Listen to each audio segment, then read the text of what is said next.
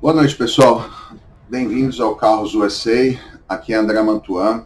Hoje a gente vai falar um pouquinho mais sobre um assunto que gerou bastante comentários no Facebook, no Instagram, em relação ao vídeo que eu postei ontem.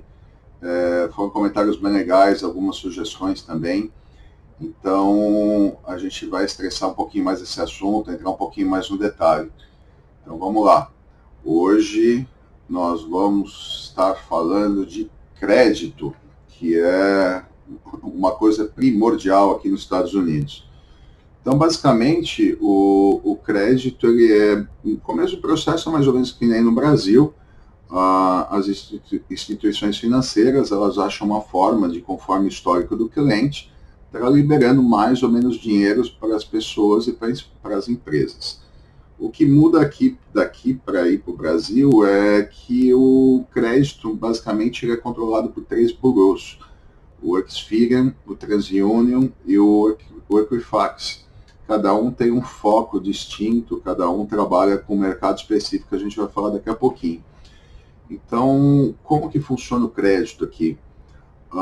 Todas as vezes que uma pessoa solicita uma linha de crédito, seja um financiamento de casa, carro, um crédito pessoal, ou uma solicitação de cartão de crédito, um aluguel de casa, a instituição responsável em fazer esse deal, ela vai checar no bureau respectivo o crédito da pessoa e define se segue ou não em frente, baseado no que ela vê lá. E uma coisa que é importante, toda vez que o crédito é verificado, o crédito cai. Então, toda vez que manda o crédito para o banco para ser verificado, o crédito cai 10, 12, 15 pontos. Então, isso é até uma coisa que a gente toma muito cuidado lá na Toyota, principalmente onde eu trabalho em Deerfield Beach, de não estar enviando para tudo quanto é banco a aplicação de crédito do cliente. Tem um documento que chama a aplicação de crédito. Então, quando o cliente preenche esse documento, ele autoriza o dealer a estar solicitando aos bancos a aprovação do mesmo.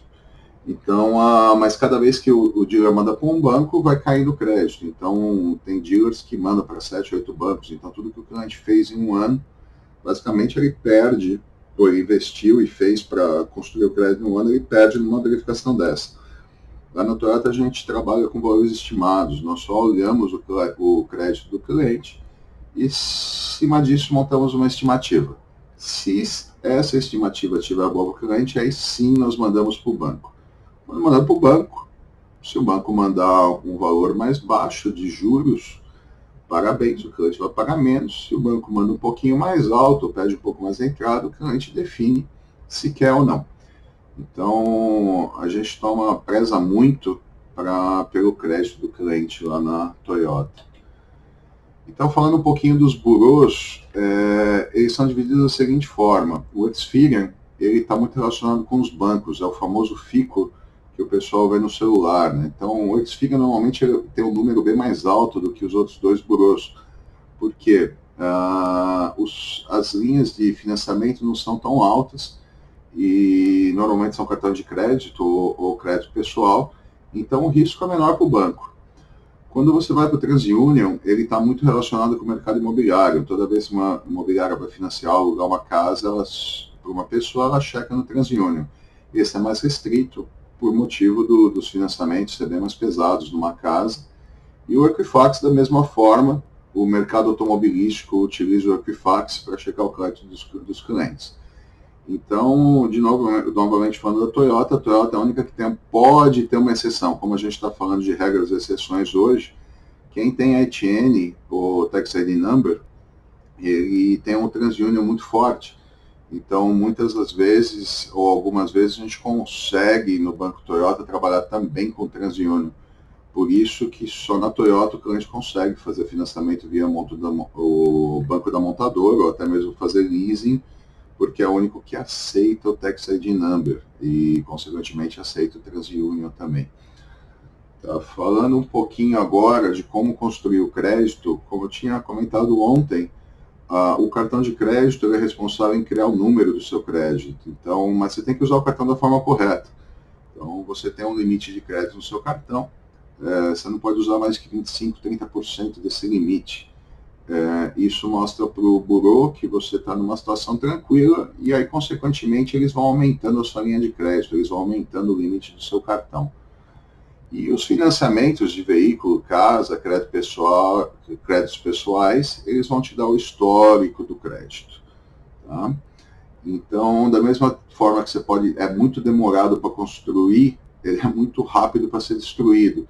Então, se você usar seus cartões no limite ou até mesmo não pagar o cartão, tudo que você constrói cai muito rápido. E o pior ainda é em relação ao financiamento. Se você não paga a sua casa, você pode ter um foreclosure e o banco pode tomar a sua casa depois de um certo período de tempo. E no carro é mais severo ainda. Se você fica 3 meses sem pagar o carro, o banco vem e toma seu carro e dá uma reposição, que é o famoso Ripple aqui. Então, quando isso acontece, o cliente fica 3 anos praticamente sem conseguir financiar. Você for financiar, vai ter taxas muito altas e entradas muito altas. Então, é um negócio que o pessoal tem que tomar muito cuidado aqui, de estar com o pé no chão, pegar o carro certo, pensar também no seguro, para que fique numa prestação confortável, prestação de carro mais seguro, para não ter um problema desses, né? E até mesmo porque o Ripple fica aparecendo no teu crédito por 7 anos, é um negócio que não é legal de acontecer. Então, resumindo, como eu tinha comentado, todo mundo aqui começa no zero. Não importa se você é brasileiro ou americano, você vai começar aqui no zero.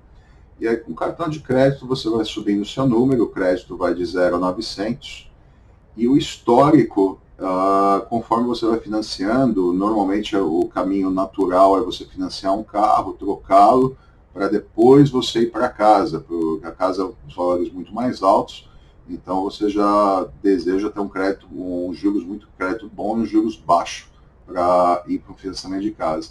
Então, quando você tem as duas coisas aqui, você chega no topo do gráfico, que aí você vai ter juros muito baixos, você vai ter linhas de crédito muito altas e pré-aprovações. Então, o processo fica muito fácil e muito rápido, mas não é fácil chegar lá, não. Mas estou trabalhando direitinho, seguindo as orientações aí do pessoal em relação a crédito e tudo mais tal, vocês chegam lá sim. Então, até eu comentei ontem, vamos falar aqui de mais uma exceção também.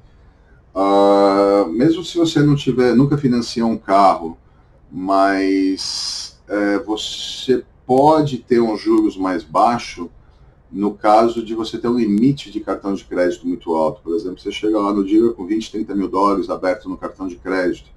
Então, o banco, ele sabe que você tem um limite e você sabe controlar esse limite. Então, o risco diminui muito. Então, mesmo você não tendo o histórico de carro, você já consegue um juros mais baixo. Ou até mesmo, da mesma forma, se você já tiver uma casa financiada. Ou se você der uma entrada alta, 50% ou mais, então o risco para o banco diminui muito. Então, mesmo você não tendo um histórico de carro, você já consegue um juros bom. Esse era o assunto que eu queria conversar com vocês hoje. Espero que tenha clarificado as dúvidas, atendido as sugestões. E qualquer assunto, os comentários, as críticas são muito bem-vindas. Eu espero vocês lá nas nossas redes sociais. Até teve muita sugestão da gente estar falando não só de carros, mas de outros assuntos para brasileiros que estão chegando. Então eu criei um outro canal no YouTube. Então agora tem o André Mantuan, que a gente vai falar de assuntos gerais, e o Carros USA, que praticamente é o assunto que a gente está falando aqui no mercado automobilístico.